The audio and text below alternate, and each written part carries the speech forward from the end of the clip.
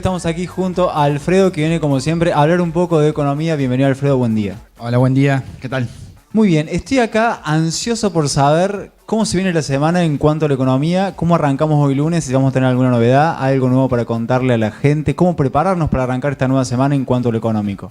Bueno, una semana que no pinta para nada calma, ¿no?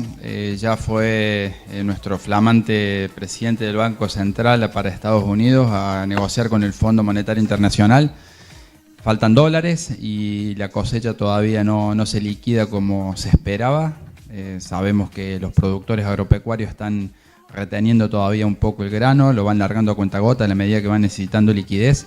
Así que nada, hace falta dólares para cubrir el exceso de demanda, si no el dólar va a seguir subiendo y eso recalienta y molesta un poco, ¿no? al ambiente y al clima preelectoral que estamos viviendo. Está bueno algo aclarar, te escuchaba vos mientras hablabas, viste que a veces uno se aleja y piensa que el fondo no tiene nada que ver con uno, con la actividad que uno realiza o con ir a comprar un caramelo al kiosco, y cuando en realidad está todo relacionado. O sea, nosotros los consumidores también tenemos mucha influencia en cuanto a lo que el fondo haga con nosotros. Sí, por supuesto, ¿no? Recordemos que el Fondo Monetario Internacional en este caso nos volvió a prestar plata después de muchos años que habíamos cancelado la deuda con ellos. Cuando el Fondo Monetario, que es un prestamista de última instancia, nos dio dinero, nos condicionó también a un montón de nuestra política interna, económica, para garantizarse que le podamos pagar, nada más. Es un prestamista, entendámoslo de esa forma, ¿no? Presta dinero para después cobrarlos con sus propios intereses. Es como cuando te presta dinero tu mamá o tu papá, porque te lo presta, entonces vos lo vas usando, pero te va condicionando en tu accionar. Te dice, mira, yo te presté la plata, entonces no salgas, no te compres esto, cuídate en lo otro. Es como que te lo presta, pero te vigila muy de cerca. Bueno, está buena la comparación, pero bueno, acá somos 44 millones de personas. La decisión de endeudarse la toma el gobierno ejecutivo de turno y los que van a pagar la deuda con todos sus intereses somos nosotros y las generaciones que vienen. Así que por ahí un poco más complejo, ¿no? Y para traerle un poco aquí a lo que tiene que ver con lo local, hace poco salió una noticia, la semana pasada la leímos nosotros en los portales, de la cantidad de comercios que están cerrando. Vos como consultor de empresas, ¿te pasa eso? ¿Ves reflejado que está como un quiebro la economía de Villa María?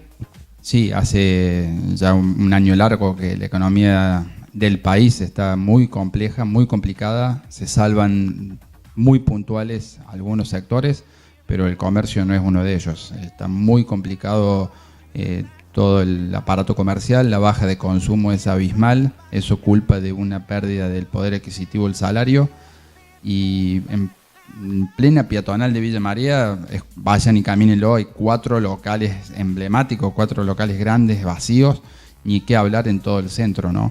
La verdad que la baja de consumo que está reflejando desde hace ya más de un año Redcame, que es la Confederación Argentina de la Mediana Empresa, es abismal y se ve reflejado ahora con el cierre de los comercios, porque la gente no le alcanza. Obviamente va postergando consumo y dedica su salario a lo imprescindible, ¿no? ¿Hay alguna manera de ahorrar de manera saludable? Es decir, que lo podamos hacer en casa con algunos tips que nos diga a tener en cuenta para poder hacer un buen ahorro a fin de mes. Y la verdad que eso depende de cada uno, ¿no? Qué consumir y qué no consumir depende de las posibilidades, del ingreso disponible de cada uno, pero está claro que amén de las decisiones internas de consumo de cada familia, ha repercutido de una forma muy negativa toda la política económica en los últimos años. Recomendaría que en esta situación crítica que estamos pasando no consumamos cosas superfluas, tratémoslas de evitar. Claro que la mayor parte de nuestros gustos o placeres están asociados a ese consumo, ¿no? Y para aquellos que tienen capacidad de ahorro a fin de mes, que tienen por ahí un dinero, que ahorrar tampoco quiere decir 20, 30 mil pesos, pero por 3 mil pesos por mes, 4 mil pesos que puedas ahorrarte, ¿cuál es la mejor opción? ¿Compramos, invertimos en dólar porque se dice que va a estar a más de 50 pesos más adelante? ¿Invertimos en un plazo fijo? ¿Invertimos en algún tipo de bonos? ¿Cómo podemos manejar eso? En la microfinanza recomiendo que lo más sencillo y lo más barato y lo más fácil de adquirir es dólar, ¿no? Con un poquito más de ahorro por ahí se puede hacer una buena diferencia en el mercado de valores, con algún título en dólares o en pesos, un poquito más arriesgado, ¿no? Depende, hay que ver el perfil del inversor, pero bueno, es una opción que deja una rentabilidad, por lo menos a vista, más interesante que un plazo fijo o el dólar. Y lamentablemente estamos en un momento de incertidumbre, ¿no? No sabemos si el dólar va a subir mucho o poco, de acuerdo a la tasa de interés que nos ofrece el banco. Así que nada, todo este tipo de inversiones, más que para conseguir altas rentabilidades, son para poder reservar el valor de nuestros ahorros, ¿no? Lo que es algo seguro, que el dólar no va a bajar. No, ya lo hablamos hace 15 días, ¿no? El dólar, una vez que sube, no baja, por una cuestión propia de que el aumento del dólar incrementa los precios internos de la economía. Ya vimos reflejado el aumento de naftas, y una vez que suben todos los precios internos de nuestros bienes y servicios, es difícil que se abarate en términos de dólar, se encarezca en términos de dólar, perdón, cuando el dólar baje. O sea, es imposible que baje el dólar. Cuando escuchamos por ahí, Alfredo, del gobierno que habla de la liquidación, que vos también hacías mención, de lo que tiene que ver con la actividad agrícola en el país, ¿crees que eso podría salvarnos y que puede llegar a ser una maniobra de cara a la elección 2019 del gobierno? Creo, y es triste desde mi punto de vista, que es la única opción que el gobierno barajó allá el año pasado, cuando hizo toda la fuerza para que se hubiera aprobado el presupuesto de déficit cero. Apostaron a que la cosecha iba a salvar el año 2019. Desde mi punto de vista, te vuelvo a decir, esto ya es una opinión, es triste pensar que un país tengamos que pensar, digamos, desear que haya una buena cosecha para evitar un colapso de la economía. La verdad es que uno aspiraría que el entramado económico liderado por un gobierno de turno sea mucho más potente y no que dependa únicamente de los agrodólares, ¿no? Vos, por tu trabajo, recibís muchas las consultas de los empresarios de Villa María. ¿Cómo están frente a la crisis? ¿Están optimistas de salir, o por ahí algunos que están como que creen que no va a haber una salida de esto? La verdad es que está variado el escenario.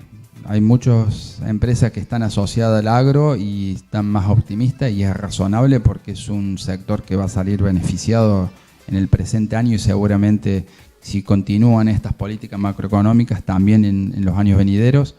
Pero muchos otros empresarios están muy preocupados porque no le ven salida con este tipo de implementación de políticas. Escucho a los candidatos del gobierno actual, incluso en la nota anterior que estuvo aquí Darío Capitani, y parecen, perdón, ¿no?, que la crítica, pero parecen más pastores que gente que está analizando una realidad. O sea, no es una cuestión de esperanza o de desear que las cosas salgan bien. Hay que hacer las cosas bien para obtener buenos resultados. Y lamentablemente el modelo económico nos ha llevado a esta situación crítica, pero por una cuestión de un descalabro de las variables macroeconómicas que no supieron o no quisieron llevarlas a buen puerto, digamos. Compartí ese postulado que dice que el argentino vota siempre con el bolsillo, que no importa que a lo mejor estos 3 años han sido terribles, pero que si pasa algo ahora antes de la elección y es a favor de la economía, ¿crees que una reelección puede ser posible? Totalmente. El argentino, y no el argentino, en todo el mundo, vota por el bolsillo. Es triste también, ¿no? Tenemos que madurar como sociedad, que hay otras cosas más importantes también, o tan importantes como la economía. Pero hay una frase muy célebre que en una conferencia de prensa y en una mesa de discusión política en Estados Unidos, hablaban justamente de la situación de las distintas políticas que se habían implementado, y una persona le dice a la otra: es la economía, estúpido. Como diciendo, es todo lo que vale, lo único que vale es la economía. Y lamentablemente estamos en esa situación. Yo creo que el gobierno apostó a la ayuda del Fondo Monetario Internacional, apostó a una buena cosecha de cara a mejorar la imagen de una crisis terrible del 2018, y esto se está dilatando un poco más de la cuenta porque la verdad que la crisis fue muy profunda y la baja del consumo hace que esto no rápidamente pueda mejorar. menos aún con el aumento de tasas de interés que fue casi obligado el Banco Central a hacerlo para que no se dispare el dólar, ¿no? Y te invito a jugar un poquito. Suponte que de las primeras ligas del gobierno te llamasen a vos para formar parte de lo que tiene que ver el equipo de economía. ¿Cuáles serían las posibles medidas que crees vos serían beneficiosas para sacar un poquito adelante al país? Primero creo que el entramado político debiera discutir, digo entramado político, hablo de todo el arco, ¿no? Opositor y hoy oficialismo. Tendríamos que discutir bien qué modelo de país queremos. Yo obviamente estoy muy en contra del modelo actual presentado, que no revaloriza la industria nacional y es más, está siendo amenazada y atacada en su mayor parte. Sin un consenso válido a nivel nacional, creo que cualquier lineamiento político cae por su propio peso. Le pasó al gobierno anterior y ahora también le está pasando a este. Digamos, el arco opositor es muy fuerte, gane quien gane, porque el país está dividido mitad y mitad, más o menos, o un tercio y un tercio que define, pero necesitaría un consenso más fuerte para hacer políticas de Estado a largo plazo y no coyunturales. El modelo actual revaloriza la renta financiera, revaloriza la explotación agroexportadora, y en ese modelo quedamos afuera el 70% de los argentinos, con suerte, o más. Con lo cual me parece que son políticas que pueden hacer que crezca el país, pero no que se está valorizando el bienestar de la mayoría de los argentinos, que es lo que debiera velar en su principio el presidente y el ejecutivo de turno, ¿no? Con una posible reelección de este gobierno, ¿crees muy descabellada la idea de que dolaricemos nuestra economía? Bueno, se ha hablado mucho de este tema, me parece que no, me parece que es una opción que la considero muy negativa, porque estaríamos desechando la posibilidad de hacer política monetaria. Para la gente que está escuchando, la política económica tiene varias herramientas: política fiscal, política monetaria, política cambiaria, política de ingresos, etcétera, etcétera. Son distintas herramientas que yo tengo como ejecutivo para mejorar la economía, que, vuelvo a repetir, debiera trabajarse para el mayor bienestar de la mayoría de los argentinos. Bueno, si dolarizo la economía, automáticamente pierdo la posibilidad de hacer política económica, con lo cual disminuyo mi grado de libertad, por así decirlo. Siempre el gran caballo de batalla de todos los gobiernos al momento de las elecciones son las obras públicas que se van haciendo, que se van inaugurando y demás. Este gobierno ha tenido en Buenos Aires, por lo general, una gran manifestación de obras públicas, pero quiero traerte ahora un poco a lo que es el gobierno local aquí. ¿Cómo ves las políticas económicas que han realizado y cómo ves el manejo de las obras que también han realizado a nivel local? Yo creo que el entramado político, y acá hablo de todos los arcos, de todos los partidos políticos, en los últimos años se han focalizado en obras de infraestructura, en base a que es algo que se ve y que puede aumentar el caudal de votos.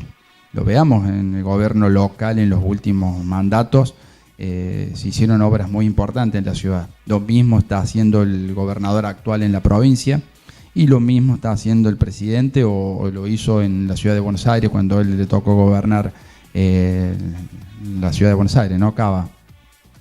Con lo cual el político está aprendiendo a que tiene que ir atrás del interés de los votantes para volver a situarse en el lugar que quiere, que es el poder del Ejecutivo, digamos.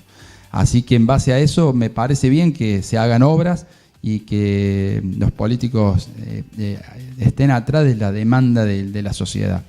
También me gustaría, ya es una expresión de deseo, que sepan transmitir otros tipos de acciones que por ahí no se ven, que son sumamente importantes, como lo que puede estar pasando ahora en el CONICET, que se está prácticamente destruyendo toda la investigación y desarrollo de científicos e investigadores del país, y eso no lo vemos, pero lo vamos a ver en un futuro, o lo que es educación, o lo que es salud, o lo que es digamos, el resguardo social.